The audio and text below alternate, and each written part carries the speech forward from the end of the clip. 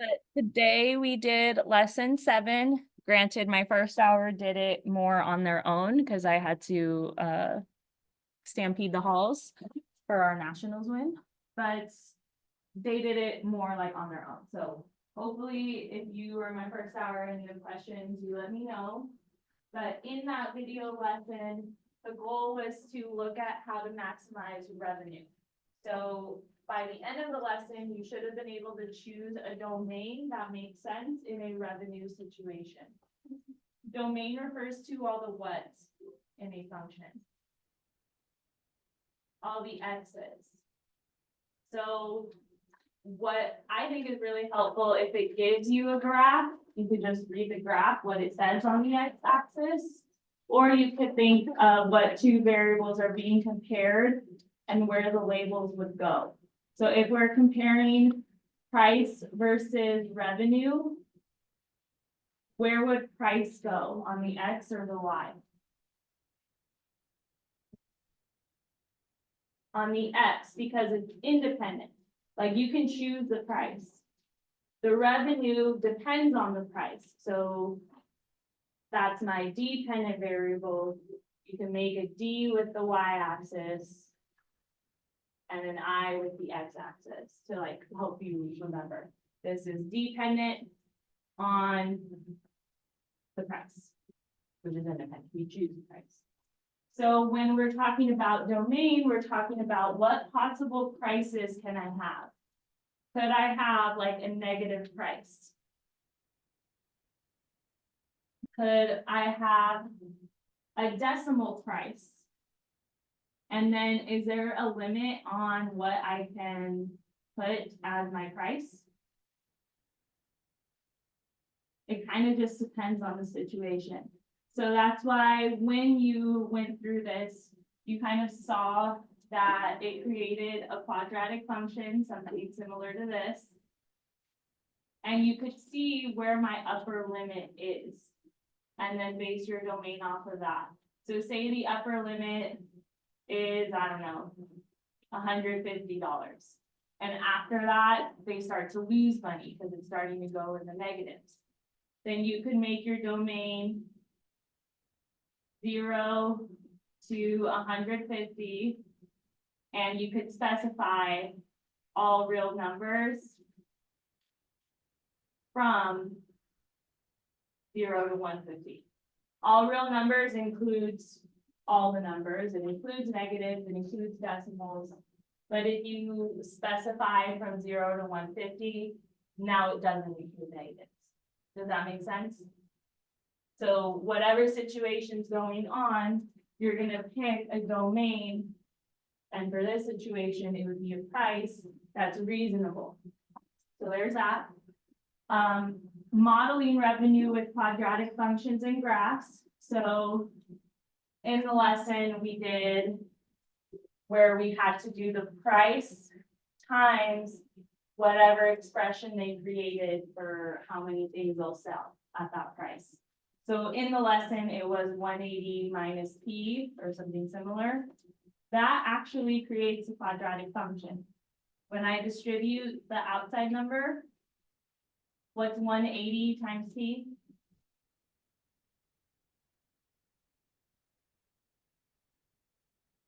$180 times P. 180P. And then what's P times negative P? Negative P squared. Okay. X times X is X squared. P times P is P squared. What's M times M? So don't forget that, like, please remember that. But when I do this, I have a positive times a negative, so that's why it's a negative P squared. If I were to type that in Desmos, I now see a graph that looks like what I drew up here. And there's lots of things you can figure out from that graph. Like when you start to make zero revenue, that would be your zeros, remember that. When you make your maximum revenue, that would be up here. And it would give you price, revenue. So it could tell you at what price you make the most revenue. And things like that is what you can figure out from your graph. And then, yeah, What part of my graph that I just sketched out is my vertex?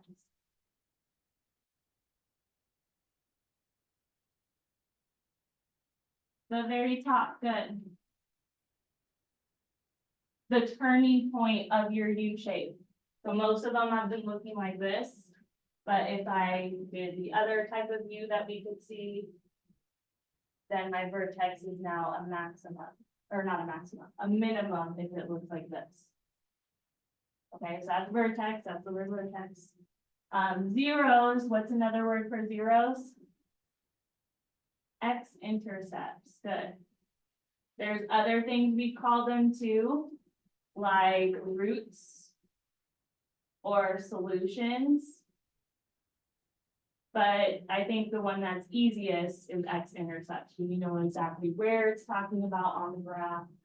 And it gives you your zeros. So like when you decide to make zero revenue. That will be directly related to one of your constructive response questions. Is like a revenue situation. So good on that. Any questions? Okay, so we kind of have a little to-do list. So, and I still need to make sure it's all enabled. I'll probably have to go do that when I get to my desk. But since you're all here, I'm holding you accountable to the 6.07 practice at 80% or higher. I might already have quite a handful done with it already, because there was some time earlier in the first half. So if that's already done, great. Make sure that the rest of these things get done. So I gave you back your graded maze. Some of you need to resubmit it because you were graded on work shown and accuracy. I need to see some work shown. Otherwise I just think you copied someone else. If you did it on a separate paper, then show me that separate paper, but you need to resubmit it. If you got lower than I'd say 80%, please resubmit it. And then I highly encourage you to do that iHeart Exponents coloring sheet for extra credit. If that interests you, it's on the back table right next to the turn-in bin. That'll be up to 20 assessment points for math lab extra credit. So highly recommend. Otherwise, please catch up on your other missing work from algebra. I updated the math lab grades yesterday. I think I just might have to check the student portal to make sure everything's categorized, but I'll do that right now. Any questions? Okay. So get to it. I'm gonna go make sure it's enabled for all of the teachers. Okay, so a small marshmallow is launched straight up into the air.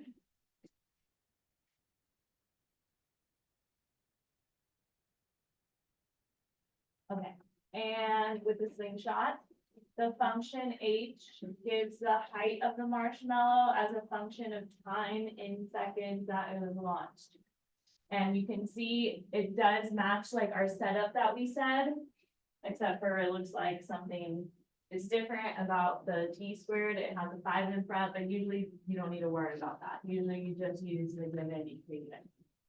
It says, about when does the marshmallow reach its maximum height? So the easiest way to probably figure that out is by using what? Or by doing what? By putting it in Desmos. So graphing it is probably going to be your best way to see your maximum height versus just like plugging in numbers and seeing if that's the highest. I would just graph it and visually see where it's the highest. So it was 5 plus 20x minus 5x.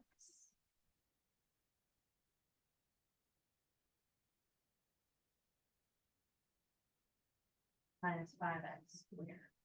So I just changed the t's to x's so that it reads it a bit better, although I think if you put it in function notation, it'll be fine. But now I can see visually where it's the highest, and Desmos even lets me click on it. Gives me two values.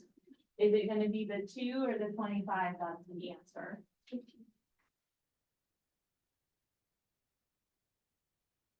Okay, so because it said about when does it reach its maximum height, so yes, at 2 seconds, it reaches the maximum height. And the maximum height was that 25. But I guess it's not asking that right now. It's asking when does it reach it? Then it says about how long does it take before the marshmallow hits the ground? So look at your graph. What part of my graph would represent the ground? The x-axis, or your x-intercepts, or in other words, your zeros. So you have 2 zeros. Usually you can have 2, 1, or none. One of them doesn't make sense, so we're not gonna consider that one our answer. Which one does not make sense? The one that's negative. So just ignore the negative value. You can't have negative seconds. But since the height is 0, that tells you like it reached the ground at this many seconds. Let's see what it wants us to round to. If we're estimating, and I'd probably say about 4 seconds. Doesn't say, so I'll put 4, because I don't want to put that whole long decimal, we'll just see. And then it says what domain makes sense for the function h in this situation. So domain refers to all the what? All the x's. So this isn't labeled, but hopefully you know that time is usually on the x-axis. And my y-axis is what depends on the other. The height depends on how long it's been in the air. So if our time frame is seconds, what's a reasonable time to start at?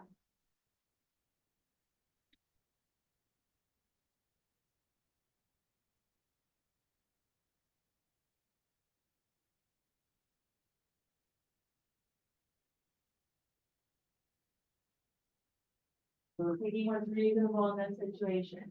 Because technically, without it being a real world situation, technically, the domain is all real numbers, because as we go down, it keeps getting wider. But in the real life situation, is it gonna be all real numbers? Can it be negatives?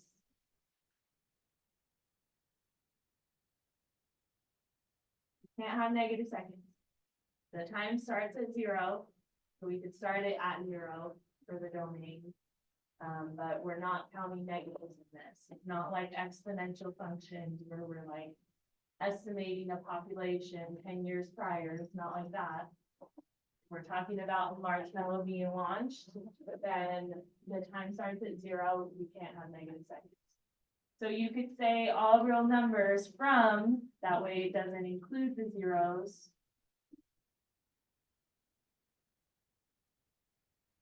You could say, I really can't really say anything else. All real numbers from 0 to when does it end approximately? So it ends exactly at 4.236. I think saying from 0 to 5 might be good. I don't know what it's gonna want, but usually you want just like a little bit after the upper limit. You don't want to say from 0 to 4 because it hits the ground at 4.236.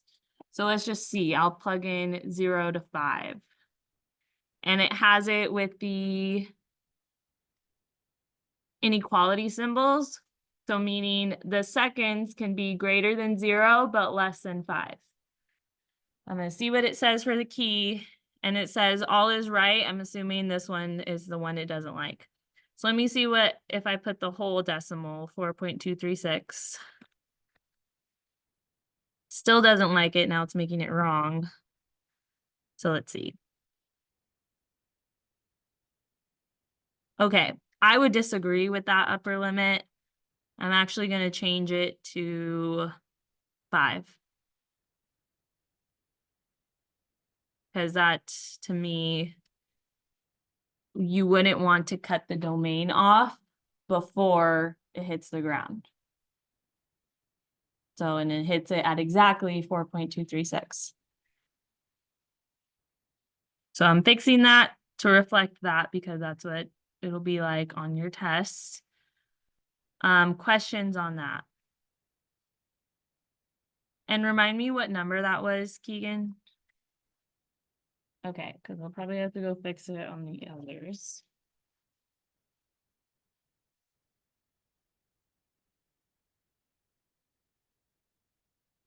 Okay. Other questions at all? Bella? On today's practice? Okay. So then we have a company sells running shoes. If the price of a pair of shoes in dollars is P, the company estimates that it'll sell 50,000 minus 400 P pairs of shoes. We're writing an expression that gives the revenue in dollars. So not everyone's had the lesson yet, but in the lesson we made or filled out a table that gave us like a price point and the price you can pick. So the prices were all picked for us. And this one we're using P for price. Then we had an expression that gives the number of what sold. So that was given to us in the problem as an expression, just like this one's now given to us. 50,000 minus 400 P will tell me if it's at this price, how many will sell. Revenue, do you guys know what revenue means? Or another word for it?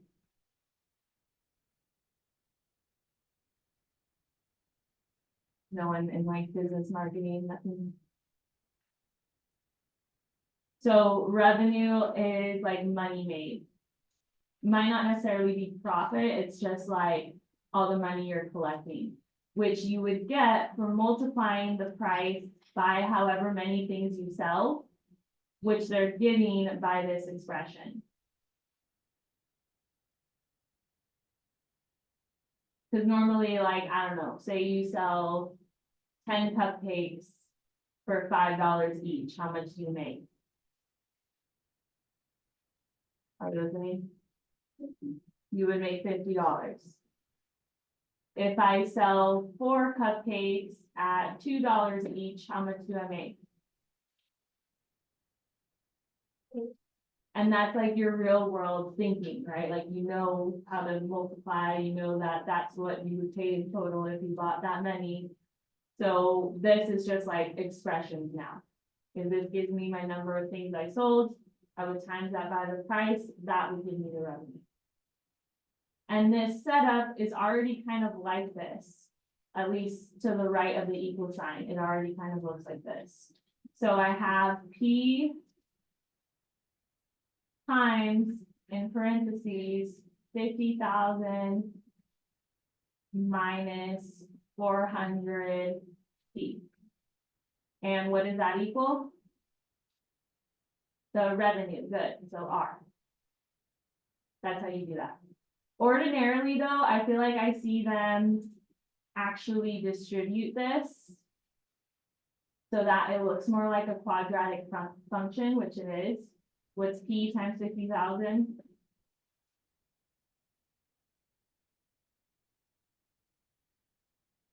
Good. What's P times negative 400 P?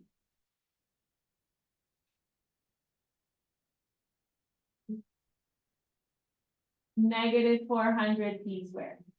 So P times P is P squared, and then it had a coefficient there, so it's still there. This, when I graph it, gives me the same thing as if I were to graph this. But this looks more recognizable that it's a quadratic because of the P squared. So good questions on that. All right, other questions at all? Rita? Number 5 on today's practice.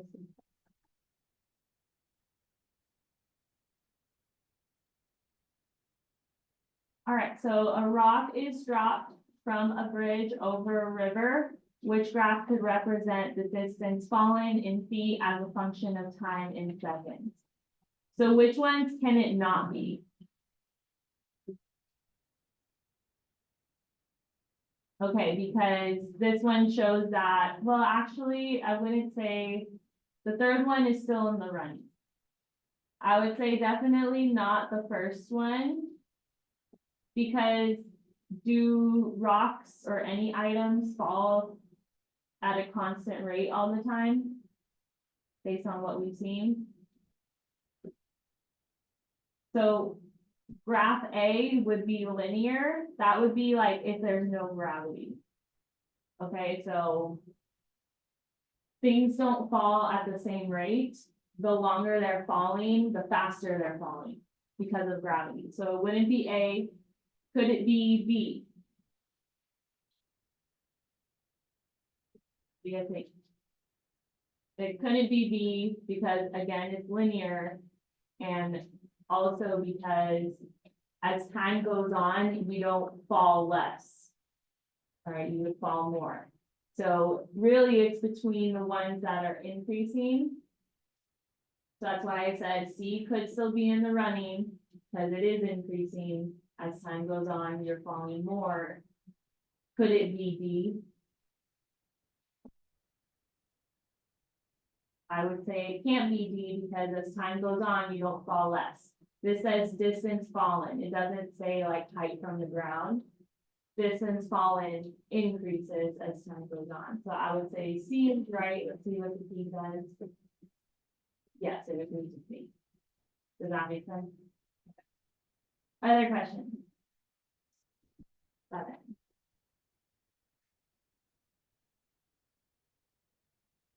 So choose an equation to represent the relationship between the step number and number of small squares y.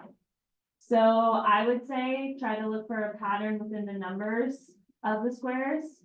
So how many squares are in step 1? How many in step 2? How many in step 3?